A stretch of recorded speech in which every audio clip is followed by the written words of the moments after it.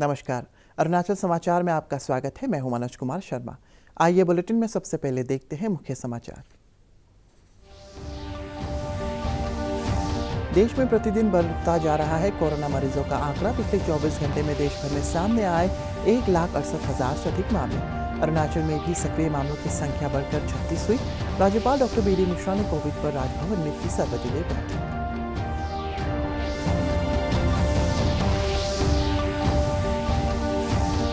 Corona के मरीजों के इलाज में काम आने वाले इंजेक्शन रेमडेसिविर की देश भर में बढ़ती मांग के बीच केंद्र सरकार ने रेमडेसिविर इंजेक्शन और इसे बनाने में काम आने वाले औषधि घटकों के निर्यात पर लगाई पाबंदी।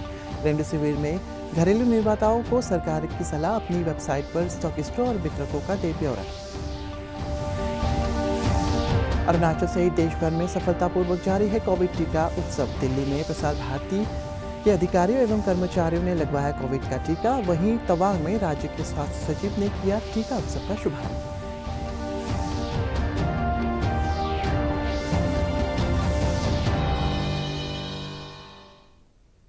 देश में अब तक 10 करोड़ 45 लाख से अधिक कोविड के टीके लगाए जा चुके हैं।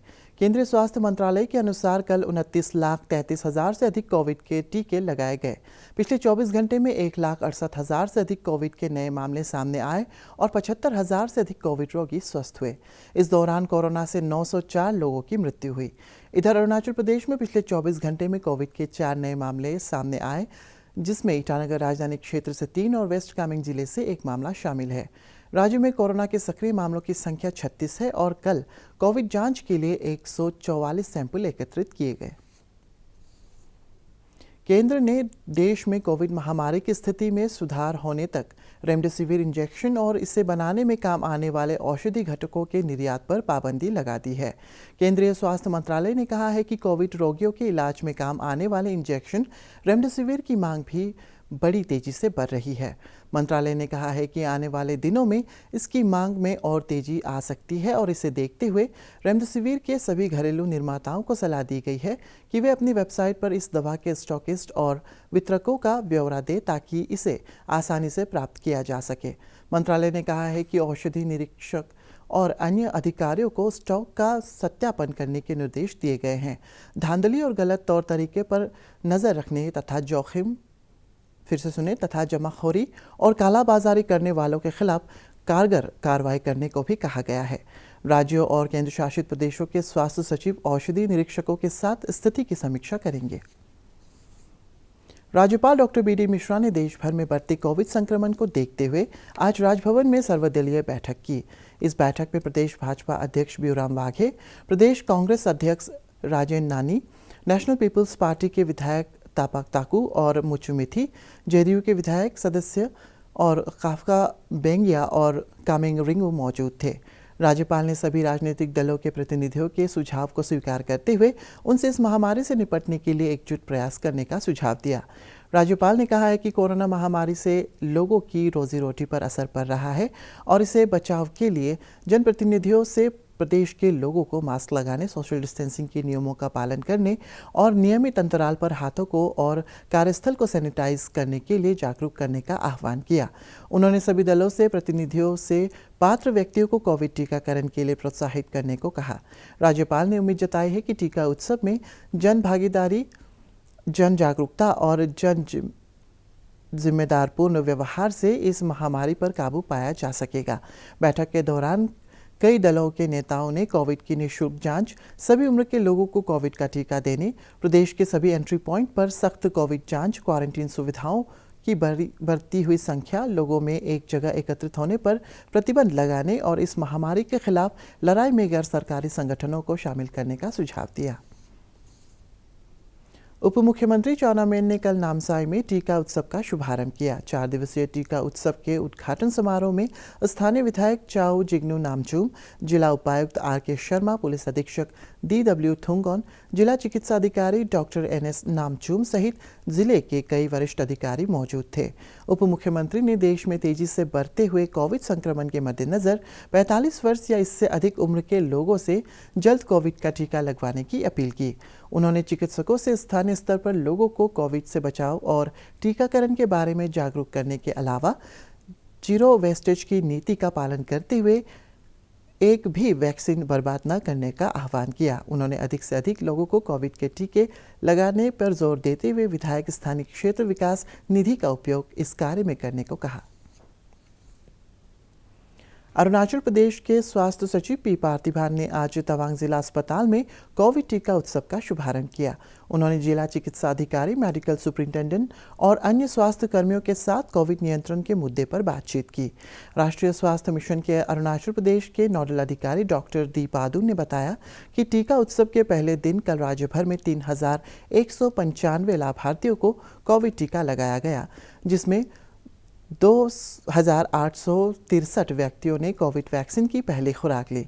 उन्होंने बताया कि अब तक प्रदेश में 1,36,391 लोगों को कोविड का टीका लगाया जा चुका है, जिनमें से 31,418 लोगों ने कोविड की दूसरी खुराक भी ली है।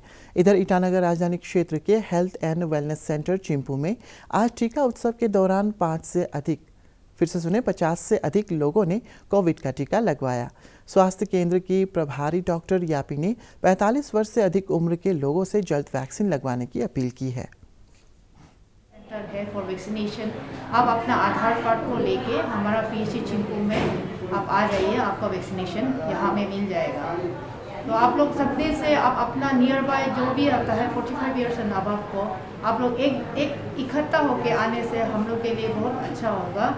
एक साथ आप लोग कम से कम 5-10 आदमी लोग एक साथ इकट्ठा होकर आने से हम लोग का वैक्सीन वेस्टेज भी नहीं होता है, तो हम लोग के लिए भी इजी हो जाता है। आप लोग को भी रुकते रहने का प्रॉब्लम नहीं होगा। मेरा रिक्वेस्ट है कि आप 45 years and above anybody can come and get the vaccination.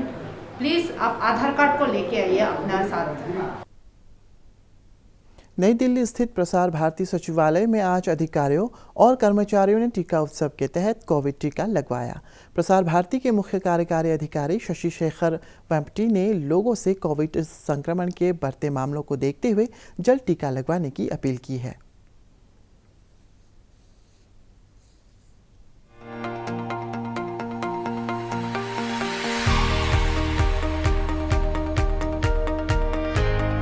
देखिए, ये बहुत ही महत्वपूर्ण काम है। I am very thankful to the team that has come here कि आज प्रसार भारती में ये पहली बार हो रहा है।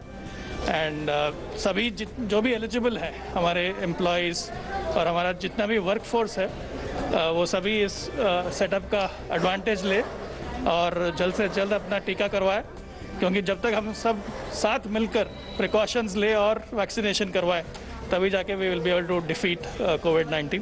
देखिए, ये ऐसा बीमारी है जो जब तक कलेक्टिवली हम सब इसको काउंटर नहीं करेंगे तब तक ये जाएगा नहीं, और उसका एकमात्र साधन है अभी वैक्सीन और precaution of the mask. DD news has been running a big campaign of mask up India and now today with Tika Utsav we are also sending the message कि वैक्सीन कराना बहुत ज़रूरी है और जो भी एलिजिबल है वो डिले ना करे और आके अपना वैक्सीन करवाए। राज्य के मुख्य सचिव नरेश कुमार ने आज तवांग में विकास परियोजनाओं का निरीक्षण किया। इस अवसर पर राज्य की योजना सचिव एनटी ग्लो, जिला उपायुक्त और पुलिस अधीक्षक और लोक निर्माण विभाग के मुख्य अभियंता मौजूद थे। मुख्य सचिव ने परियोजना एजेंसियों से पारदर्शिता और गुणवत्ता के साथ समय पर विकास परियोजनाओं को पूरा करने को कहा। उन्होंने कहा है कि राज्य में चल रही विकास परियोजनाओं की सतत निगरानी के लिए संबंधित अधिकारियों को निर्देश दिए गए हैं। हाल ही में कमर्शियल तरीके से कामकाज शुरू करने वाले चांगलांग जिले के टिसू 2 पनबिजली परियोजना से क्षेत्र में रहने वाले लोगों को काफ़ी लाभ मिला है। ये परियोजना हाइड्रो पावर डिपार्टमेंट के इतिहास में सबसे तेज गति से पूरी होने वाली परियोजना है। हालांकि इस परियोजना से जुड़े अधिकारियों का कहना है कि यदि इस पनबिजली परियोजना का पूरा दोहन किया जाए तो चांगलांग शहर और आसपास के इलाकों में बिजली की ज़रूरत को पूरा करने में और मदद मिल सकती है।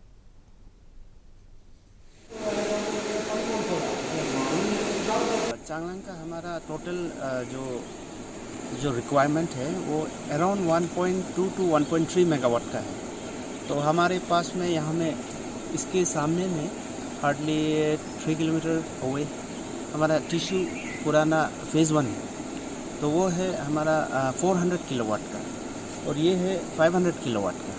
तो दोनों मिला के लगभग 900 किलोवाट होता है। It's equal to almost 1 megawatt इसमें। लेकिन हाइड्रो सेक्टर्स का ये है कि आपका पावर जो है फ्लक्चुएट होता है। 9 मंथ्स जैसा आपका हाई उसमें रहता है और 2-3 महीना थोड़ा लीन में रहता है और फेब एंड मार्च में बहुत ही थोड़ा पानी का ये वाटर लेवल डाउन होने के कारण थोड़ा सा आउटपुट थोड़ा कम होता है जनरेशन। एक तो यहाँ पे सीएम साहब उस दिन आए थे तो हमने अप्राइज भी किया है। यहाँ पे जनरेशन लॉसेस कनेक्टिविटी का थोड़ा प्रॉब्लम हो रहा है। कनेक्टिविटी इसीलिए प्रॉब्लम हो रहा है कि यहाँ पे 2 हाइडल को हम सिंक्रोनाइज करके वहाँ पे सिंगल आउटलेट से हम नहीं ले पा रहे। तो वो है क्योंकि कोविड के चलते वन्य जीवों के संरक्षण के प्रति देश में विभिन्न संगठनों के साथ ही भारतीय रेलवे भी अपना योगदान दे रही है। गत शनिवार को पश्चिम बंगाल के अलीपुरद्वार रेल डिवीजन के तहत नागरकाटा के पास रेलवे ट्रैक पर चल रहे एक हाथी को बचाने के लिए सिलीगुड़ी धुबरी पैसेंजर के लोको पायलट राजीव कुमार और असिस्टेंट लोको पायलट जी.के. दास ने सूझबूझ से काम लिया। उन्होंने हाथी के ट्रैक से जाने तक ट्रेन को रोके रखा। गौरतलब है कि इस इलाके में रेलवे ट्रैक के दोनों तरफ घने जंगल है और वन्य जीवों के ट्रैक पर आने की संभावना बनी रहती है।